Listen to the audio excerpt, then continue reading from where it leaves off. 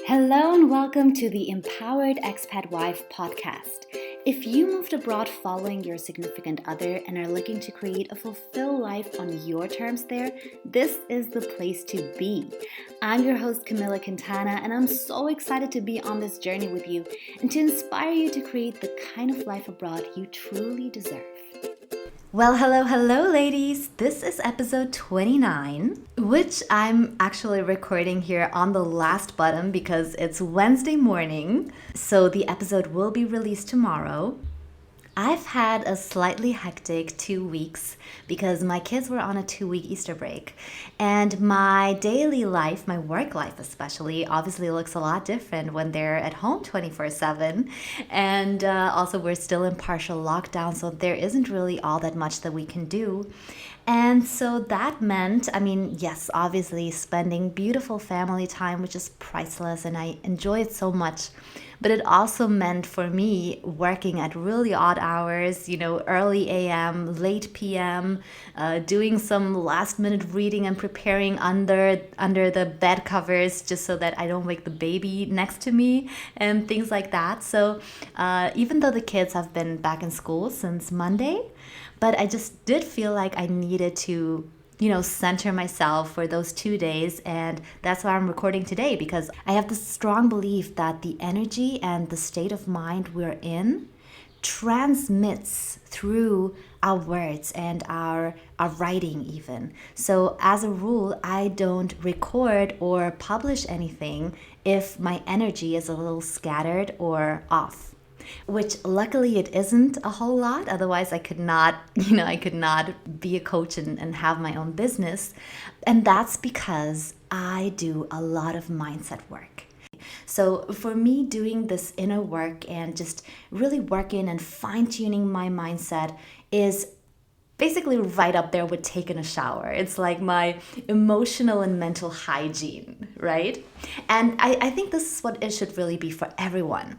And you know what's so amazing is seeing the benefits that I'm reaping from doing this work. And I know that, everyone who does this work, they all notice the subtle and the big shifts in their life. And this is what I want for you as well. So this is why I'm recording this episode. The way we think and the attitude we carry, right, will determine what kind of life we'll lead. It's just the way it is. We often think that life happens to us, but that's not entirely true. Things happen, all right? People will say things and do things. We will all go through hardships. Hardships are a part of life. But what we then make of it is always subject to our interpretation. When I studied to become a coach, I was blown away to find out that our thoughts, or the things that we say to ourselves in our minds, that's sometimes easier to track. What am I really saying to myself about this? The meaning that we assign to whatever is going on, whatever is happening to us. This is actually what's causing our feelings. So our thoughts cause our feelings. And our feelings, on the other hand, are our biggest motivators to do or to not do something. Our feelings really drive us very dominantly because as humans, we are wired to do whatever it takes to either avoid pain or to get pleasure. And this is, by the way, scientifically proven. So knowing this, what becomes clear is that we need to watch our thoughts and the way we speak to ourselves in our minds, which, by the way, we do all the time. Okay, so let's tie this back to mindset. I like to think of our mindset as the container for our thoughts. This is kind of the metaphor I have in my mind. And so this container sets the tone and will influence what kind of thoughts come to us more easily than others. And that's why it's so important to start fostering more empowering thoughts. Let's start adopting powerful, constructive mindsets because this is what it takes to improve your life experience. All right, so mindset number one is the counter thought. If you've been following me for some time or if you've worked with me, you will know this already because it's actually one of the very first blog posts that I've published. The counter thought came to be as I was preparing myself for my last move. It was quite funny because we knew about the upcoming move almost a year beforehand. No, definitely a year beforehand. And I was, at the time, I was living in my hometown, Vienna. And in my apartment building, we had a shared swimming pool, which was so lovely. And the weather was amazing that summer. So basically, I went for a swim for 30 to 45 minutes every day. And during that swim, obviously, you start thinking, and I started having all these conflicting thoughts about moving because I was not up for it at all at the time. My kids were really small. We were living close to my parents. Everything was just so smooth, and I did not want to move. So I started having those thoughts like, I don't want to lose or grow apart from my friends. And I think, it actually started out as a coping mechanism because it was too painful for me in that moment to confront certain feelings that I was having. And so I think I wanted to distract myself. So I started thinking, but what if it turned out that by moving abroad again, I'm actually intensifying these friendships? I was just starting to throw different thoughts in there to kind of throw myself off. And it turned into this little game. Every time I had a fearful thought or made such a value judgment, I would prompt myself to turn it around and think one opposite thought or one positive thought about it, like a little game. And it's not about forcing yourself to believe something else. It's not about forcing yourself to choose, a thought that actually didn't came to you easily. It's about offering alternatives to your brain in order for it to grow more resourceful. Because we tend to have go-to thoughts. We tend to have go-to emotions. We tend to be wired in this rigid way where we can only reach a certain thought that is not serving us, that's not empowering us. But if we can train our brain to open up to new possibilities of thinking, the results will be incredible. So this exercise consists of 2 steps. First, become aware of the fearful thought or the snap value judgment that you just made. Pay attention to that. And then step number 2, think one opposite thought of that incident that you looked at through a fearful lens, or of that person that you've just judged or evaluated. Ideally, it's an honest one, but if you really cannot come up with anything sincere, then just think something, anything with an opposite meaning, because as I said, it's not about choosing that thought and preferring that thought over your original one. It's about training your brain to become more resourceful. So what you'll notice is that where you usually only had one type of thought at hand, now all of a sudden you have several to choose from. And you know how liberating this is and how constructive and beneficial for your life. Something I noticed after a relatively short period of time of just playing this game with myself is that it became automatic. And for a long time now, I am hardly able to have an unpleasant or unintentional thought, a fearful thought, without immediately contrasting it with a more powerful one, a more empowering one. And then at least I have a choice. Okay, mindset number 2 is to always look for and reach for the better feeling thought you have access to. This sounds similar, but it is actually not. Let me explain. This is something I read in an Abraham Hicks book, and I found this so helpful. So here, when you're having an unpleasant, unintentional, fearful thought, and by the way, like I told you in the beginning, every time you experience an unpleasant emotion, you can trace that back to an unpleasant thought that's caused it, right? That's not always easy. It requires some practice. A good coach can help you with this as well. But when you do find that thought that's interrupting your flow, then ask yourself, what is the next better feeling thought I can think of now? So this is not to be confused with affirmations or with positive thinking per se. It's also not the same as the counter thought exercise, which is really more about rewiring your brain, growing more resourceful, learning to see things differently. So that's a great prerequisite. But here, what we want is to find the next better feeling, believable thought. For instance, if you're thinking, I'm too fat, a better feeling thought, but that's still believable and true to you, would probably be, my belly is too fat, but my legs are okay. Or another good example is every time we think never or always, right? So for instance, my husband never cleans up after himself. My daughter always oversleeps. Here, a better feeling thought would probably be, often my husband doesn't clean after himself. My daughter often or tends to oversleep. Well, that's at least less than it was, right, with the first original statement. And it still feels true to you, though. You're not forcing yourself to change your belief about that. And maybe from that, you can even add a little bit of compassion, saying, my daughter tends to oversleep. Getting up is really hard for her. Notice how that feeling changes in your body. Notice how different that feels. Or my husband often doesn't clean up after himself.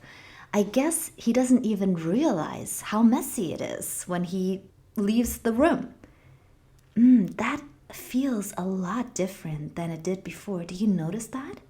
So I like to say, taking baby steps. Baby steps are actually much more effective in the long run, I believe, than doing a sprint. Whenever we have really high goals for ourselves or we want to create a really big change and we start with this huge goal and this huge ambition, we are often disappointed, because we have to slowly grow into a new way of being, a new way of thinking, and that doesn't happen overnight. So committing yourself to taking baby steps in, for instance, always reaching for a thought that just feels a little bit better and is still true, and then you can continue from that, or you can build up from that, right?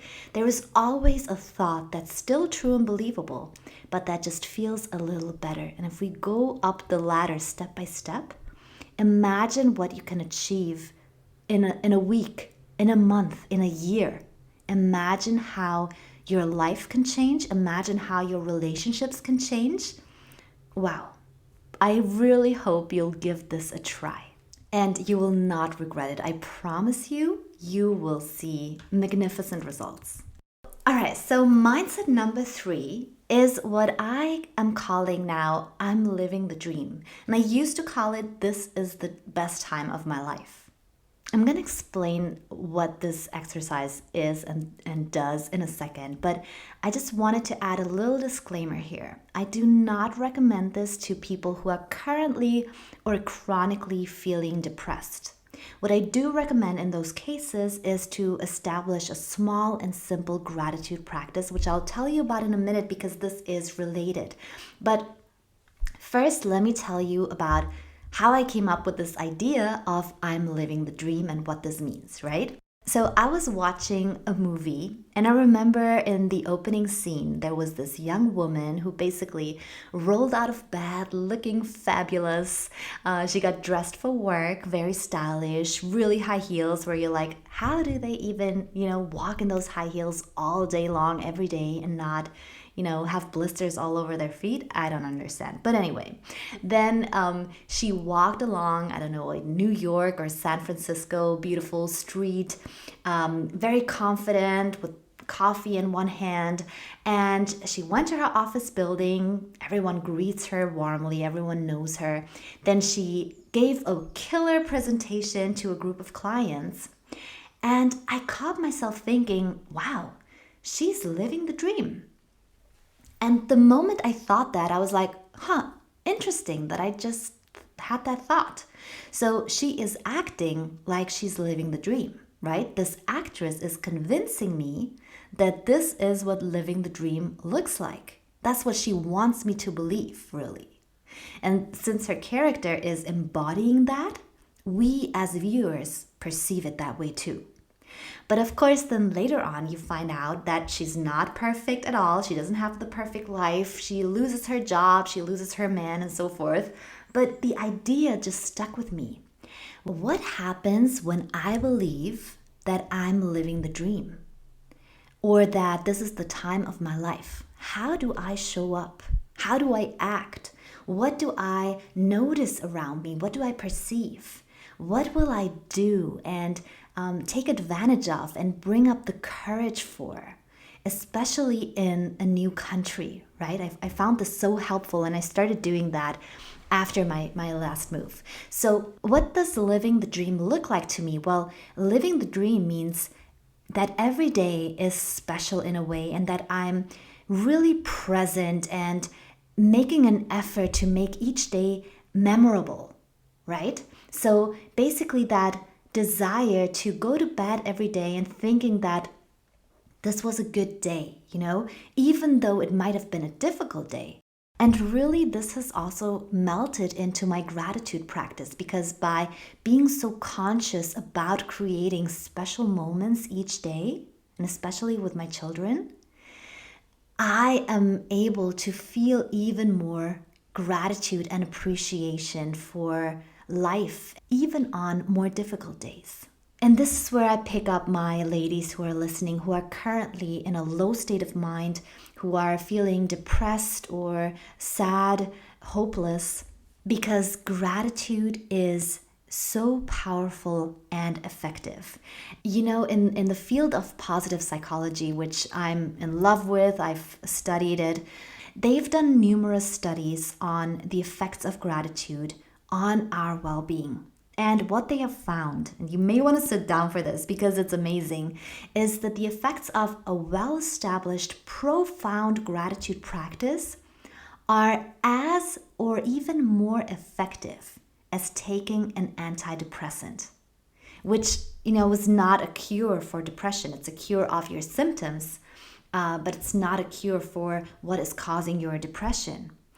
But gratitude has been shown to help people feel more positive emotions on a daily basis, improve their physical health and their immune system, drastically improve their relationships, their self-esteem, their joy of life.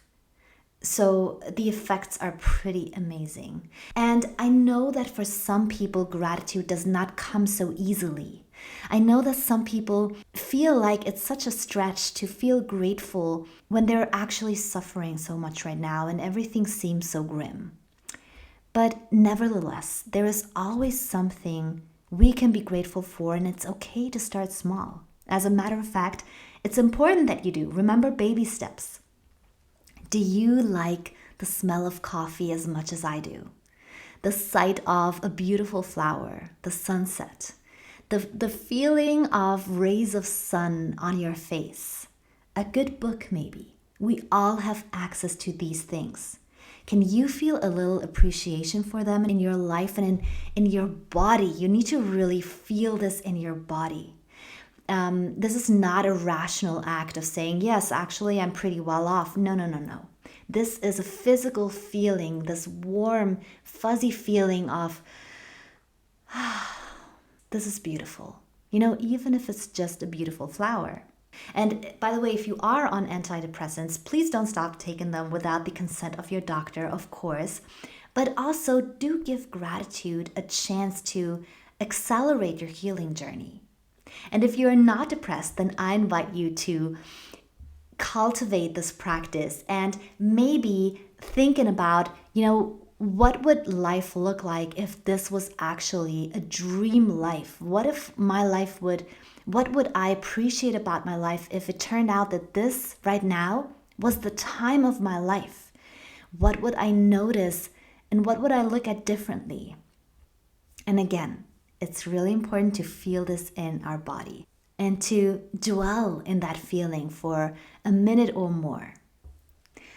So these were 3 mindsets that have definitely changed my life to the better, my, cross-cultural life, expat life. And I've taught these to so many women who have reported the same, just noticing really powerful shifts, positive shifts in their life.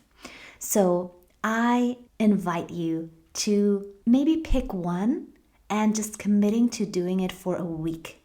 A week will be enough to notice a change. So whether it's the counter thought, where you're just basically helping yourself to look at things differently, whether it's the what's the next better feeling thought that I can reach and believe, or it's the I'm living the dream and seeing how this affects the way you are living your life right now. So I'm really curious, which of these 3 mindsets have resonated with you the most? Which of these 3 mindsets would you like to try out in your life? You can email me at info@camillaquintana.com. You can hop over to Instagram or Facebook, where I'm at coach.camillaquintana, and let me know. So have a lovely week, ladies, and I'll be back with you soon. Thank you so much for listening. Please make sure to share this episode with your expat besties and show me some love in the reviews. Want more juicy content designed for expat wives? Then head over to my website, www.camillaquintana.com, or follow me on Instagram and Facebook at coach.camillaquintana.